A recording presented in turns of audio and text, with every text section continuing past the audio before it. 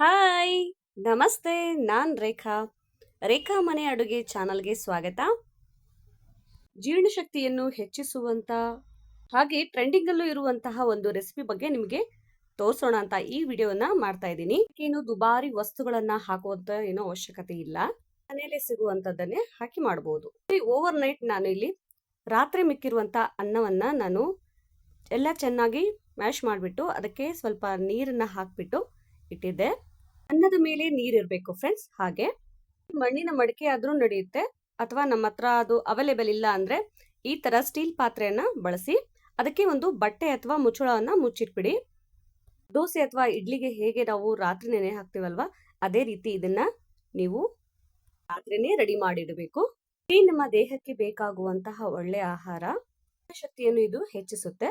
ಸ್ವಲ್ಪ ಇಲ್ಲಿ ನಾನು ಮಿಕ್ಸಿಲಿ ರುಬ್ಕೊಂಡು ಈ ತರ ಹಾಕೊಂತಿದ್ದೀನಿ. ಸಹ ಇದೇ ತರ ರುಬ್ಬಿ ತಗೊಳ್ಳಿ. ಈ ರೀತಿ ಇದ್ರೆ ಸಾಕು ಫ್ರೆಂಡ್ಸ್. ಇದನ್ನ ಚಿಕ್ಕ ಮಕ್ಕಳಿಂದ ಹಿಡಿದು ವಯಸ್ಸಾದವರು ಸಹ ಸೇವಿಸಬಹುದು. ಫರ್ಮೆಂಟೇಷನ್ ಆಗಿರುವಂತಹ ಈ ರೈಸ್ ಅಲ್ಲಿ ಗುಡ್ ಬ್ಯಾಕ್ಟೀರಿಯಾ ಸಹ ಇರುತ್ತೆ. ಸೊ ಹಾಗಾಗಿ ಇದ್ರ ಜೊತೆ ನಾವು ಮೊಸರನ್ನ ಆಡ್ ಮಾಡೋದ್ರಿಂದ ಡಬಲ್ ಧಮಾಕ ಇರುತ್ತೆ ಫ್ರೆಂಡ್ಸ್. ಹಾಗಾಗಿ ನೋಡಿ, ನಾನಿಲ್ಲಿ ಮೊಸರು, ಈರುಳ್ಳಿ, ಹಸಿರು ಮೆಣಸಿನಕಾಯಿ, ಉಪ್ಪು, ಹಾಗೆ ಕೊತ್ತಂಬರಿ, ಸ್ವಲ್ಪ ಜೀರಿಗೆ, ಹಾಗೆ ಎಣ್ಣೆ ತಗೊಂಡಿದ್ದೀನಿ. ರುಬ್ಬಿರುವಂತಹ ಈ ಮಿಶ್ರಣಕ್ಕೆ ಒಂದೊಂದನ್ನೇ ನಾವು ಹಾಕೊಂಡು ಹೋಗೋಣ. ನೋಡಿ, ಈಗ ನಾನು ಹಸಿರು ಮೆಣಸಿನಕಾಯಿನ ಹಾಕ್ತಾ ಇದ್ದೀನಿ. ಈಗ ಈರುಳ್ಳಿನ ಹಾಕ್ತಾ ಇದ್ದೀನಿ, ಸಣ್ಣದಾಗಿ ಹೆಚ್ಚಿರುವಂತ ಒಂದು ಈರುಳ್ಳಿ. ಸೊ ನೀವು ಬೇಕಾದ್ರೆ ಖಾರ ಇನ್ನೊಂದು ಸ್ವಲ್ಪ ಹಾಕೋಬಹುದು, ಇನ್ನೂ 2-3 ಹಾಕೋಬಹುದು ಹಸಿರು ಮೆಣಸಿನಕಾಯಿ.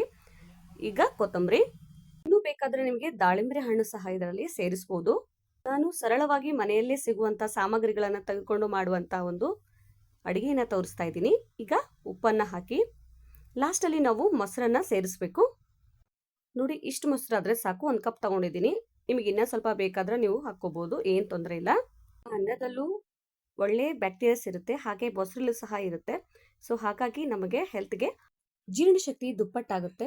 ಈ ತರ ಚೆನ್ನಾಗಿ ಕಲಸಿ, ಇದು ರಾತ್ರಿ ಮಿಕ್ಕಿರುವಂತ ಅನ್ನದಿಂದ ಮಾಡಿರುವಂತದ್ದಾಗಿದ್ದು, ಸೊ ಇದನ್ನ ನಾವು ಮಕ್ಳಿಗೆ ಕೊಡ್ಬೋದು ಅನ್ನೋದಾದ್ರೆ ಕೊಡ್ಬೋದು. ಇಂತಹ ಆರೋಗ್ಯಕರವಾದ ಅಡಿಗೆಗಳಿಗಾಗಿ ನಮ್ಮ ಚಾನಲ್ ಅನ್ನು ಸಬ್ಸ್ಕ್ರೈಬ್ ಮಾಡೋದನ್ನ ಮಾತ್ರ ಮರಿಬೇಡಿ. ಹಾಗೆ ನಿಮ್ಮ ಆತ್ಮೀಯರಿಗೆ ಶೇರ್ ಮಾಡಿ. ಸ್ಟವ್ ಮೇಲೆ ಒಂದು ಬಾಣಲೆ ಇಟ್ಬಿಟ್ಟು ಅದಕ್ಕೆ ಸ್ವಲ್ಪ ಎಣ್ಣೆ ಹಾಕಿ ಜೀರಿಗೆ ಹಾಕ್ಬಿಡಿ. ಚಳಿಗಾಲದಲ್ಲಿ ಇದನ್ನ ಬೆಳಗ್ಗೆ ಬ್ರೇಕ್ಫಾಸ್ಟ್ ಮಾಡೋದ್ರಿಂದ ಹೊಟ್ಟೆ ತಂಪಾಗಿರುತ್ತೆ ಫ್ರೆಂಡ್ಸ್. ಈ ತಿನ್ನುವಾಗ ಮಧ್ಯದಲ್ಲಿ ಈರುಳ್ಳಿ ಹಾಗೆ ಹಸಿರು ಮೆಣಸಿನಕಾಯಿ ಸಿಗೋದ್ರಿಂದ ಇನ್ನೂ ರುಚಿಯಾಗಿರುತ್ತೆ. ಇಷ್ಟು ಈಸಿ ಆಗಿರುವಂತಹ ರೆಸಿಪಿನ ಒಮ್ಮೆ ಟ್ರೈ ಮಾಡಿ. ಲಾಸ್ಟ್ ಅಲ್ಲಿ ಒಗ್ಗರಣೆಯನ್ನ ಹಾಕಿ ನೋಡಿ, ಇದೀಗಾಗಿದೆ. ನೋಡಿ, ಇಷ್ಟೇ. ಇದು ಸಾಮಾನ್ಯರು ಸಹ ಇದನ್ನ ಮಾಡ್ಬೋದು.